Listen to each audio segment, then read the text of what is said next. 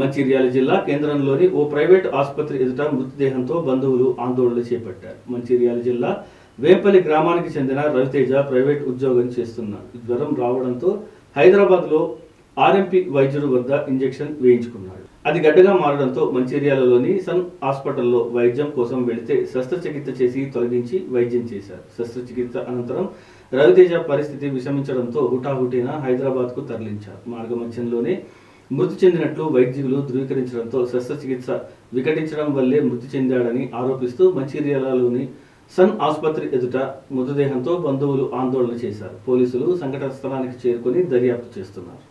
బాబు జ్వరం వచ్చిందని నిన్న హైదరాబాద్ నుంచి వచ్చి ఒకటి ట్రైన్ దిగాను. వాళ్ళ అమ్మ నాన్నకు ఫోన్ చేస్తే ట్రైన్ కాడికి ఆటోలు తీసుకుని వచ్చి ఆర్ఎంపీ డాక్టర్ తీసుకుపోయాను. ఆర్ఎంపీ డాక్టర్ తీసుకపోతే ఆర్ఎంపీ డాక్టర్ ఏం చేసిందంటే ఈ హాస్పిటల్కు పంపించింది, సన్న హాస్పిటల్ పంపించింది. సన్న హాస్పిటల్ పంపిస్తే వాళ్ళు ఏం చేశారంటే మధ్యాహ్నం 1కి వచ్చిన మనిషి వాళ్ళు ఏ టెస్ట్ చేయకుండా ఆ బ్లడ్ టెస్ట్ పని చేస్తలేదు అని తెలిసింది కూడా ఆపరేషన్ చేస్తామన్నారు.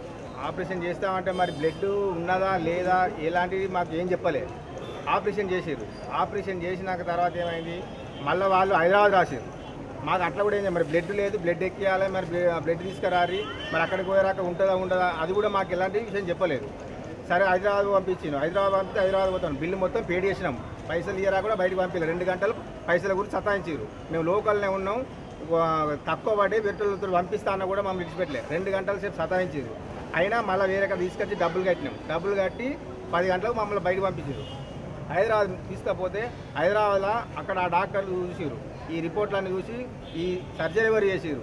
ఈ సర్జరీ చేస్తే ఆల్రెడీ బ్లడ్ ఉందా లేదా, మరి ఈ సర్జరీకి బ్లడ్ ఎంత బ్లడ్ ఉంటే సర్జరీ చేయాలి, అలాంటి ఎలాంటి ఆధారాలు లేకుండా వాళ్ళు సర్జరీ చేసిర్రు అని అక్కడ డాక్టర్లు మాకు చెప్పారు. జరిగింది ఇది మా వల్ల కాదు, ఆల్రెడీ బాబు చనిపోయిండు అని మాకు వాళ్ళు చెప్పడం జరిగింది.